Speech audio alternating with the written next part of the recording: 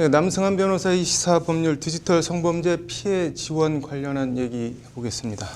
디지털 성범죄 피해 지원을 총체적으로 담당하는 기구 같은 게 있나요? 네, 잘 모르셨을 것 같은데 네. 여성가족부 산하에 한국여성인권진흥원이 있습니다. 네. 여기에 2018년 4월 30일에 디지털 성범죄 피해자 지원 센터가 네. 설치되어 있습니다.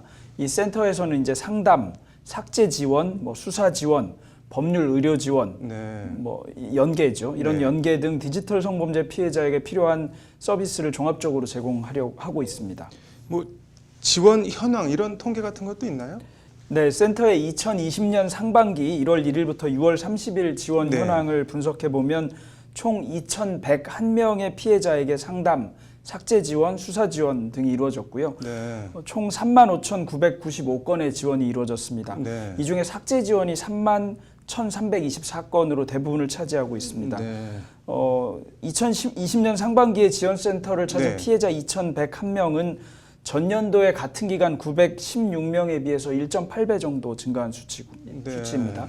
아무래도 올 초에 N번방 사건 등 만연한 디지털 피해 성범죄 네. 관련해서 불안과 우려가 증폭되면서 늘어난 것으로 분석하고 있습니다. 연령대는 어떻게 되나요? 나이를 밝힌 피해 지원 요청자 가운데 20대가 네.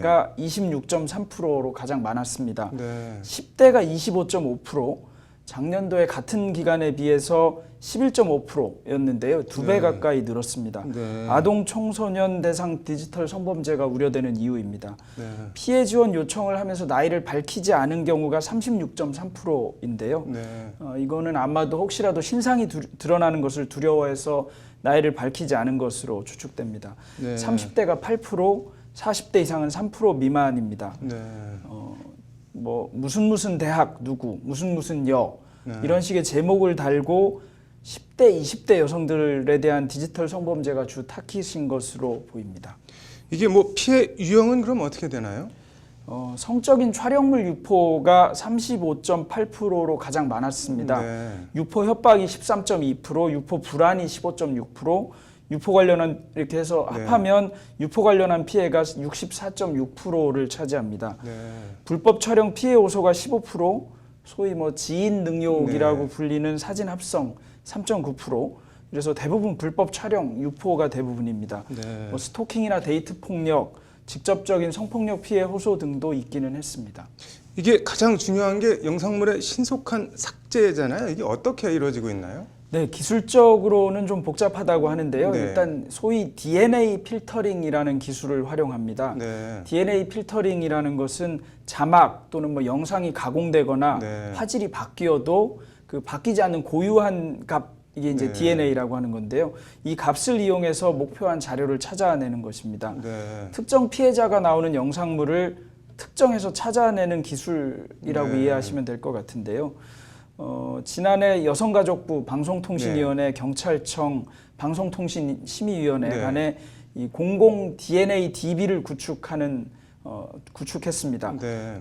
이렇게 해서 불법 촬영물이나 아동 청소년 성착취물 등의 영상물을 관리하면서 네. 불법 촬영물이 게재된 사이트를 파악해서 필터링하는 것에 활용하고 있고요. 네. 24시간 모니터링하고 있습니다. 근데 이게 24시간 모니터링하고 삭제한다고 해도 퍼지는 속도가 더 빠르지 않나요? 네, 디지털 성범죄는 그 특성상 네. 가해, 그러니까 촬영하고 유포하는 게 시공간의 제약을 거의 받지 않는다고 보면 됩니다. 네. 피해 촬영물이 한번 온라인 공간에 유포되면 그 뒤에 재유포되는 속도와 범위를 사람의 힘으로 대응해서 막는다는 건 사실상 불가능에 가깝습니다. 네. 그래서 이제 이를 따라잡기 위한 기술 개발이 늘 숙제이기는 합니다. 이게 디지털 성범죄 형사처벌 얘기는 앞에서 했는데 유포한 사람이나 본 사람들 상대로 민사소송 같은 거를 할 수는 없나요? 네, 일단 성착취 이미지가 한번 유포되면 다운로드 받아서 소지하고 있는 가해자가 몇 명이나 될지 네. 파악하는 게 불가능에 가깝습니다. 네. 또 가해자를 하나하나 특정하는 것도 어렵습니다. 네. 특정을 한다 해도 네. 그 손해배상 소송 등을 하는 것에 문제가 있는데요. 가명으로 형사소송 네. 같은 경우는 진행할 수 있는 반면에 민사소송의 경우에는 실명으로 절차를 진행해야 하는 문제가 있고요. 네. 또 앞서 언급한 바와 같이 피해 지원 요청하면서 나이도 밝히는 것을 꺼려하고 있는 마당이라서 뭐 실명으로 주소를 밝혀서 소장을 내는 것은 굉장히 두려운 일이 될 수밖에 없습니다. 판결문에 네. 나중에 원고의 주소나 이름이 그대로 나오기 때문에요. 네. 또 소송을 낸다고 해도 이 손해액을 입증하는 게 굉장히 어려운데 가장 네. 어려운 건 대부분 이런 손해는 정신적 고통에 따른 네. 손해가 되는데 이 위자료와 위자료의 네. 액수를 산정하기가 어렵고요. 또 경우에 따라서는 네. 내가 유출한 것이 아니라 다른 유출에서 비롯된 손해다. 뭐 손해가 여러 네. 곳에서 유출되거나 유포되기 때문에 이런 식의 방어를 한다면 또 손해액을 구체적으로 입증하기가 어려운 점도 있습니다. 네. 뭐 넘어야 할 산이 뭐 아무래도 상당히 많을 수밖에 없습니다. 이게 그럼 뭐 어쨌든 정신적으로 정말 고통스러울 텐데 뭐 민사적으로 할 수 있는 방법이 사실상 없는 건가 보네요. 그래서 이런 점을 좀 고려해서 네. 손해액 산정과 관련된 뭐 특별 규정이나 특별법을 마련해야 하는 것이 아니냐 이런 얘기가 있을 수밖에 없습니다. 네.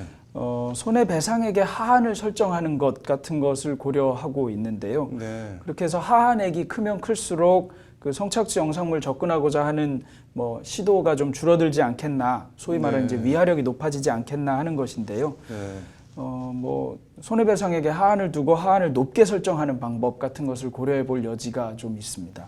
이거 뭐 다른 거는 또 뭐가 있을까요? 대안 같은 게? 손해배상액 산정만 가지고는 좀 어려울 수가 있으니까요. 아까와 같이 나 때문에 발생한 손해가 아니다 이렇게 네. 얘기할 경우에 입증 책임을 좀 전환한다든가 하는 점도 생각해 볼 여지가 있을 것이고 네. 그다음에 뭐 손해배상액의 하한 말고도 법원이 재량으로 고려한 손해액을 일응 산정하는 방법, 손해액이 네. 입증되지 않았을 경우에 하는 방법 등도 생각해 볼 수 있습니다. 네. 뭐 무엇보다도 그간 성범죄 관련해서 특히 이런 네. 촬영 관련 범죄와 관련해서 좀 낮은 형량이 선고되거나 네. 이랬던 점을 좀 개선해야 할 것 같은데요. 네.